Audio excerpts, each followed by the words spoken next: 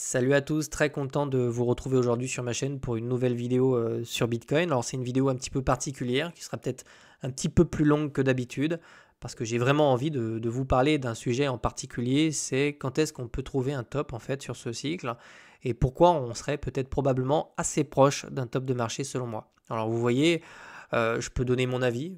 Voilà, je vais me mouiller, je vais mouiller la chemise comme on dit, je vais clairement vous donner mon point de vue là-dessus. Même si je me trompe, il aura le mérite d'exister. Après tout, si j'ai une chaîne YouTube et que je vous donne pas mon avis, autant la fermer, ça servirait à rien. Donc ici, c'est absolument pas de faire trop d'anticipation, c'est simplement de se baser comme toujours sur mon vécu, mon expérience et surtout sur ce que je suis en train de voir sur les charts. Hein. C'est pas des choses qu'on invente. Donc j'ai quand même pas mal de choses qui vont dans le sens d'une correction d'ampleur. Et quand je parle d'une correction d'ampleur, je parle absolument pas des petits retracements qu'on a eu là. Hein. Je parle de quelque chose qui peut vraiment ressembler à ça, avec plusieurs mois de souffrance et de douleur. Alors dit comme ça donne absolument pas envie. Hein. Je suis pas en train d'essayer de vous faire peur. Surtout que ce type de structure de retournement, ça met encore un peu de temps. Je pense pas sincèrement qu'on passera la fin de l'année, pour être honnête avec vous. Je pense que le mois de décembre sera peut-être maximum le dernier mois qu'on passera sans avoir une correction d'ampleur, peut-être de 40% ou quelque chose de cet ordre-là. Pour étayer ces propos-là, évidemment, je vais rentrer dans le détail et mettre toutes ces petites briques que j'ai trouvées qui me permettent de penser que c'est probable. Déjà, première chose, si on regarde l'halving, on sait qu'on est probablement, par rapport aux halvings précédents, qu'on est globalement à 3 mois d'un top. Voilà, c'est ce que nous dit la cyclicité sur Bitcoin. On sait que dans 2-3 mois, on est censé avoir un top de marché. Ceci dit, je regarde aussi les structures de marché et les dynamiques. Ça m'intéresse beaucoup plus que la cyclicité parce que c'est palpable. On peut vraiment mesurer la volatilité grâce à ça. Donc théorie de dos, quelque chose que je vous ai déjà montré sur ma chaîne, mais je vais le refaire aujourd'hui pour tous ceux qui n'ont pas forcément vu la vidéo. Et j'irai beaucoup plus loin dans cette vidéo pour étayer tout ça, pour vraiment vous l'expliquer, que vous le compreniez. C'est toutes les résistances qui sont ici. Première chose, c'est l'écart entre mes résistances qui diminuent au fil du temps. Par exemple, de cette résistance-là à celle-ci, on avait 120% de volatilité à la hausse. De celle-ci à celle-ci, on était sur 42%. Et de celle-ci à celle-ci, on est sur 12%. Ce qui nous montre globalement que de résistance à résistance, on a quelque chose comme ça qui commence à décroître sur des grands intervalles de temps. Ça ne veut pas dire que c'est la fin du monde, ça veut simplement dire que c'est normal d'avoir du mal à aller chercher des nouveaux sommets parce qu'on a quasiment fait 600% en fait, je crois que c'est de cet ordre-là, on est sur une performance de 689%. Rendez-vous compte, c'est exceptionnel. Hein. Il y a peu d'actifs qui vous promettent une performance de 689%. Donc à un moment donné, c'est normal que sur ces niveaux-là, on puisse commencer à avoir des prises de profit importantes. Donc tu vois, j'ai rien qu'en traçant mes résistances, déjà, j'observe déjà une petite baisse de volatilité et on voit qu'on a vraiment du mal ici à trouver un nouveau sommet. Deuxième chose, tu remarqueras que lors de la première résistance ici, on n'est même pas revenu chercher la résistance précédente, ce qui nous montre qu'on avait globalement de l'espace et beaucoup de volatilité. Sur la deuxième résistance, on est quasiment revenu. D'ailleurs, c'est pas quasiment, hein, on est revenu chercher à quelques ticks près là, on est quasiment revenu chercher la résistance qui se situe là. Donc on voit que sur ce mouvement-là, c'était un sell-off assez important. On a quand même eu des prises de profit sur les 100 000 $ qui étaient conséquentes et qui nous ont ramené quasiment au contact en fait de l'ancienne résistance. Donc, nous montre en fait que sur ces niveaux-là, on avait un petit peu moins d'énergie et de momentum qu'ici. Troisième chose, on voit que là, on a quand même des difficultés à venir faire un nouvel ATH. On a du mal à avoir un gros volume, un gros volume d'extension. On a vraiment du mal à venir chercher des découvertes de prix. Ce que je vais devoir regarder maintenant, et ça c'est vraiment ma grille de lecture, c'est quid de ce mouvement-là. Est-ce qu'ok, on part chercher des nouvelles targets haussières, ou au contraire, ce que je pense être le scénario le plus crédible selon moi, c'est la réintégration de la résistance qui se situe là et le premier red flag sur ce cycle. C'est-à-dire que si on a un cours comme ça qui revient chercher sous la résistance, c'était jamais arrivé sur ce cycle. Et donc on commence à avoir le premier voyant rouge qui s'allume. Et en règle générale, alors que tout le monde va commencer à crier au bien, si vraiment on a ça, les gens vont commencer à crier au bien market, tu peux déjà être à peu près sûr que ça va être le cas. Donc avoir ce type de structure où on enfonce un petit peu les résistances précédentes, avec un dernier push en fait au-dessus de la résistance. En général, on a tendance à piéger, on revient chercher un pic comme ça, Et c'est précisément ici qu'on obtient notre top. Donc c'est vraiment le principe de distribution où on vient chercher toutes les liquidités qui se situent au-dessus des résistances avant de vraiment avoir la vraie correction qui nous casse, qui nous permet de revenir chercher l'ancien support et de le casser. C'est un peu dégueulasse, mais c'est expliquer comment on peut former un top de marché. Première chose, tu vois une distribution qui va se faire parce que la volatilité entre tes résistances va se réduire. Et donc tu vois que c'est comme un coureur à bout de souffle, on a vraiment du mal à venir chercher des nouvelles extensions. Le premier red flag, c'est quand on commence à réintégrer une résistance qu'on avait déjà passée. Là, tu peux être quasiment sûr qu'il se passe clairement quelque chose. Et puis ensuite, c'est le dernier pic et la dernière chasse qui se situe au-dessus de la TH. Pour étayer ça, on va simplement aller voir un petit peu ce qui s'était passé sur le dernier cycle, là aussi pour vraiment te l'expliquer. Puis ensuite, on va aller plus loin, t'inquiète pas, je vais aller plus loin dans le détail, je vais t'expliquer pourquoi c'est quelque chose que je crois de plus en plus possible. Là, tu vois, on avait exactement la même chose, on avait des résistances, donc c'était le top de 2021, mais c'est vraiment pour que tu puisses comparer et te dire, oui, c'est pas déconnant en fait ce qu'ils disent, c'est même quelque chose de plutôt logique. Ben, regarde, on a exactement eu le même type de structure, donc là on le voit vraiment, on a vraiment eu de l'extension comme ça. Ici, tu vois que on a eu du mal à revenir chercher la résistance qui se situe là. On avait vraiment un espace entre le support et la résistance. Sur la deuxième résistance, on est revenu chercher quasiment la résistance qui est là. Peut-être que ça te dit quelque chose, je dis ça comme ça, mais peut-être que ça te dit quelque chose. On l'a vu tout à l'heure. Et ensuite, on est revenu chercher un nouveau sommet. On a eu beaucoup de mal à le passer. On a réintégré dessous la fameuse résistance qui casse, tu vois, avec le dernier pic au-dessus et le top de marché. Voilà pourquoi en fait je pense qu'on est précisément sur ces niveaux-là. Je pense qu'on est précisément sur ce type de niveau. Sur des niveaux où on cherche les résistances ascendantes pour venir décharger. Sur un mouvement de fond qui s'épuise, puisqu'on a des résistances qui se rapprochent de plus en plus. Alors je préfère te le dire, la prudence, c'est jamais quelque chose de mauvais. En trading, en analyse technique, la prudence, c'est jamais mauvais. Tu peux te tromper, mais si tu as pris des profits sur ces niveaux-là, tu as de l'argent, tu as du cash, et si tu as un retracement derrière, tu es le roi du monde. Si ça part plus haut, c'est pas grave, il y aura d'autres retracements. Mais moi, je suis plutôt du genre prudent, parce que j'ai connu 3 cycles, et donc sur ces niveaux actuels, autour des 115-120, ça me met mal à l'aise de voir ce type de structure se dessiner, ça me met mal à l'aise de voir ces résistances se rapprocher. Et ça me mettrait encore plus mal à l'aise si on venait casser l'ancienne résistance pour passer dessous dans ce type de structure qui souvent nous appelle à la plus grande vigilance. Ensuite, on va continuer cette vidéo et j'espère que tu apprends plein de choses. C'est Ethereum. Alors là, on va devoir parler d'Ethereum. Là, tu vas te dire, mais pourquoi Ethereum? Là aussi, très souvent, alors pareil, une dernière chose avant de passer sur Ethereum, je crois que la charte parle d'elle-même. On est sur quelque chose de très ascendant. On est vraiment venu chercher vraiment un nouveau sommet sur BTC. Je veux dire, on est sur quelque chose, voilà, en termes de cyclicité, tout est posé. On a une triple divergence baissière ici. On a trois sommets. On voit qu'ici, on a un MACD qui commence à descendre. Le jour où on va passer là-bas dessous, je peux le dire, hein, beaucoup seront en PLS. Et ça, tôt ou tard, on finira par repasser dessous. Tu vois, si on peut tirer jusqu'à la fin de l'année, je pense que c'est déjà très très bien hein, sur BTC. Réellement, je pense que c'est vraiment ce qu'on peut faire. Ce MACD là qui met trois divergences baissières sur des timeframes en mensuel avec une courbe comme ça, là aussi, ça me pousse au moins à me poser des questions. Ce qui va aussi compléter cette analyse technique, je le tiens à préciser encore une fois, hein, je ne te montre pas l'avenir, je te dis regarde ce qui se passe et qu'est-ce que tu en penses toi de ton côté, tu vois, tu peux me le mettre dans les commentaires, mais moi par expérience j'ai tendance à me méfier de ce type de chart. On va virer MACD, on n'en aura plus besoin et là en fait on va directement aller chercher Ethereum. D'abord simplement Ethereum. Ce qu'il faut savoir c'est qu'en général quand on est sur ce type de structure, précisément quand Bitcoin vient chercher ici un top de marché, donc hop, on le voit là. Très souvent derrière, c'est précisément sur ces niveaux-là qu'on a un Ether qui vient vraiment super former. Il va falloir passer sur des intervalles de temps plus courts pour que tu puisses vraiment le voir. Et c'est précisément ce qui est en train de se passer hein, aujourd'hui sur Ethereum. Donc les 2 dernières fois, hein, c'est pas juste la dernière fois, les 2 dernières fois. Donc on va reprendre la structure.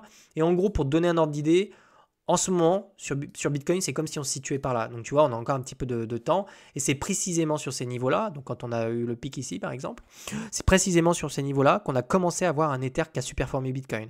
Avec énormément de volume, de volatilité, etc. Jusqu'à ce qu'il trouve vraiment, en fait, son top de marché sur la divergence baissière. C'est-à-dire que, par exemple, ici, on a vraiment un prix qui dévisse complètement sur Bitcoin, alors qu'ici, on avait vraiment un Ether qui est venu vraiment chercher des extensions de prix. Donc ça, c'est très intéressant de le regarder.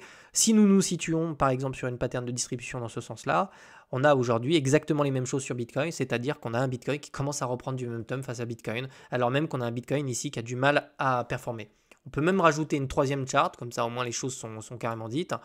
On voit clairement que sur ces niveaux-là, on a eu la dominance, alors hop, je vais dézoomer un petit peu, la dominance entre Ether et BTC. Si cette courbe monte, ça veut dire qu'en fait, on a un Ether qui est plus fort que BTC. Et c'est précisément ce qui s'est passé sur ces niveaux-là à l'époque, quand on a eu du mal à venir chercher la résistance, un petit peu comme en ce moment. On a vraiment eu le départ sur le THBTC, avec un Ether qui a superformé Bitcoin, qui est venu chercher des extensions de sommet, jusqu'à ce qu'on ait vraiment un top sur ce cycle et une correction d'envergure. Donc ça, c'est extrêmement important de le rappeler. Cette vidéo va être longue, mais je préfère te mettre du contexte, t'expliquer comment je procède pour vraiment avoir ce biais-là. C'est exactement ce qu'on est en train de voir aujourd'hui sur BTC. Alors là, on va directement aller chercher le top. Si tu regardes précisément ce qui est en train de se passer, donc là, on est sur des intervalles de temps un petit peu plus longs, on voit vraiment que ici, je vais essayer de passer peut-être en weekly, ça se voit bien. En weekly, précisément sur les niveaux actuels, on voit ici, hop, je vais passer sur une barre verticale, je vais la mettre par là, mais précisément sur ces niveaux-là, là, d'ailleurs, on voit vraiment qu'on a la paire ETH-BTC qui reprend de la valeur. Hop, je vais essayer de dézoomer. On voit clairement qu'ici, Ether, il superforme Bitcoin. Même sur ces niveaux-là, sa performance est bien meilleure. Même si on n'a pas passé un nouveau sommet ou quoi que ce soit, on se rend compte que sur Ether, sur ce mouvement-là, on a eu des profits qui étaient nettement plus importants. On le voit ici avec cette courbe ETH-BTC qui est nettement en faveur d'Ether. Donc ça, c'est systématiquement vu. Et en général, en fin de cycle, quand on a un Ether qui prend vraiment beaucoup plus de place que BTC, qui est beaucoup plus volatile que BTC, c'est qu'en général, le coup de sifflet final n'est jamais trop loin. Ça s'est toujours produit sur les 2 derniers cycles. C'était systématiquement la même chose. Est-ce qu'on va refaire la même chose? On verra. Mais pour le moment, c'est une des choses qui vont dans mon sens, c'est-à-dire on a du mal péniblement à venir faire un nouveau sommet. On est précisément sur des chasses aux liquidités. On a un Ether qui reprend de la valeur face à Bitcoin et un Ether qui est tout proche de venir casser ici son sommet en vue de chercher une nouvelle découverte de prix. Donc là, tu dois te dire, bon, ok, effectivement, on a ce genre de truc, les structures, ok, tout colle à peu près. Combien de temps on a devant nous? Et là, on va spéculer. C'est-à-dire que pour avoir des structures de retournement comme celle-ci, il nous faut quand même quelques semaines. Ça ne va pas se faire du jour au lendemain, c'est-à-dire qu'on ne va pas passer de 113 000 à 57 000. Et en fin de vidéo, d'ailleurs, je te dirai précisément où pourraient être les objectifs baissiers sur BTC. Tu vois, je me mouille complètement dans cette vidéo. Eh bien, ce qu'il faut se dire, c'est que globalement, on risque d'avoir une baisse des taux en septembre ou en octobre. La baisse de taux, elle est très attendue de la part des spéculateurs parce qu'en général, ça stimule le marché. Moi, je pense que c'est un catalyseur parfait pour nous donner en fin d'année un run. En général, en plus, les fins d'année sont très haussières. On le voit ici avec les graphiques. On a un catalyseur pour essayer de nous offrir comme ça ce rallye qui pourrait durer 1 ou 2 mois, qui nous permettrait justement sur Ethereum de casser les 4 000 en vue d'aller chercher peut-être les 6 000 $, 7 000 $, pourquoi pas, et d'avoir des patterns de distribution sur BTC en fin d'année. Je pense que ce serait parfait pour niquer absolument tout le monde, justement, parce que baisse des taux, tout le monde va commencer à nous dire que les marchés vont partir en parabole, précisément pour fin d'année. Ça correspondrait en plus parfaitement à une fin de cycle sur BTC, puisque la fin de cycle, on l'estime autour d'octobre. Donc tu vois, tous les créneaux nous ramènent entre octobre et novembre, en sachant qu'on a un Ether qui part, qui performe en fin de cycle contre BTC, des patterns de distribution qui commencent à se mettre en place, etc., qu'on n'a pas encore totalement écrites ici, parce que les choses se font petit à petit. Mais globalement, si on prend la topographie dans son ensemble, les choses collent plutôt bien. Et donc, ce qu'il faut se dire ici, c'est quid, qu'est-ce que je fais concrètement en fin d'année? Si septembre, octobre, novembre, j'ai un Ether qui part en parabole et qui casse les 4000, je ne me ferai absolument pas prier pour prendre des profits au-dessus de 5000 $. Si ici, sur Ether, on commence à repasser, là maintenant je te dis concrètement ce que je vais faire, je vais au bout de la chose. Si on a un BTC qui repasse sous la résistance qui est là, et qui me donne le premier red flag, j'ai des ordres limites de vente qui se situeront autour des 122 000 $. Tous mes ordres de vente se situeront là, très clairement. C'est-à-dire que je me préparerai en vue du dernier pic pour venir chercher les liquidés qui se situeraient au-dessus. Ça, c'est clairement ce que j'ai en tête. Comme ça, je te donne même mon plan pour m'évader. Si on revient casser la résistance ici, moi, j'ai tous mes stops qui se situent là. Parce que si on revient les chercher, il y a de grandes chances que je sorte sur une résistance en général. C'est les meilleurs points de sortie, c'est au-dessus des résistances. Donc ça nous ramène vraiment, tout nous ramène à la fin de l'année. Maintenant, tu dois te dire très bien, ok, admettons, puisqu'on spécule complètement, finalement, les choses se passeront peut-être absolument pas comme ça. Quels seraient les objectifs, selon moi, qui seraient extrêmement intéressants si on avait des patterns de distribution sur BTC? Admettons qu'on a vraiment du mal à casser les niveaux qui sont là et qu'on est en train d'imprimer, je ne sais pas, une pattern comme ça de distribution à la con dans laquelle on va corriger. Admettons que ce soit possible. je crois que les niveaux d'achat, parce que pareil, ils nous offriront, ce serait parfait. Les mecs, on sait qu'on a une fin de cycle, on sait qu'on a probablement un top. Ils nous l'offrent complètement. Quoi de plus pour effrayer tout le monde? Tout le monde va se dire, si à ce moment-là on casse les structures qui sont là, moi je me mets à la place d'un investisseur, il sait que tout le monde va lui dire, bah tiens, c'est le top parce que la cyclicité veut que ce soit là, tous les mecs vont paniquer. Hein. Alors que je ne crois absolument pas qu'on ait des corrections de cette envergure-là. Mais je pense que ici, un moins de 40% sur BTC, c'est quelque chose qu'on peut vraiment avoir, hein, sans trop de problèmes.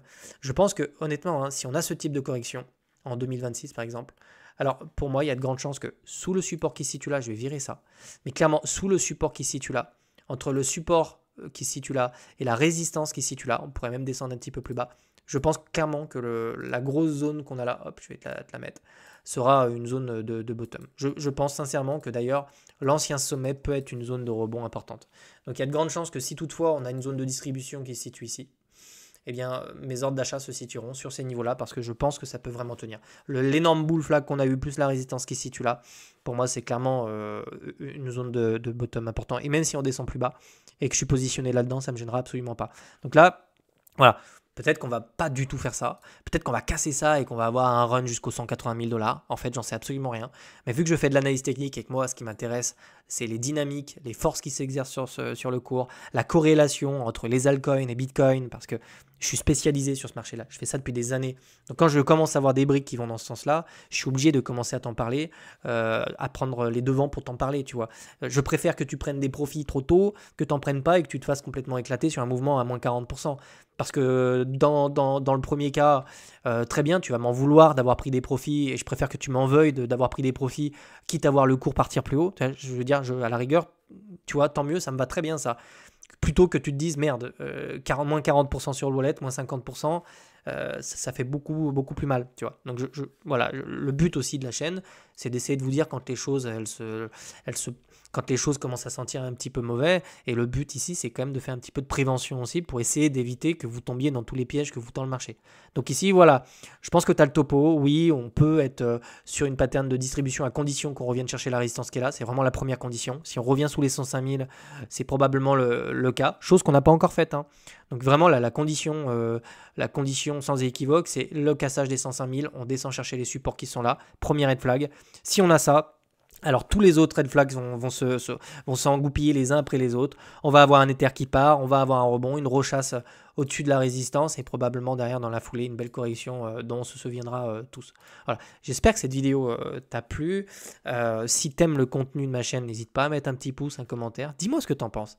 J'ai envie de savoir un petit peu ce que t'en penses de tout ça. Et puis sinon, je te retrouve vendredi pour le live de fin de semaine. Je pense qu'on reparlera de tout ça. Je pense que je répondrai à toutes vos questions au passage sur le sujet.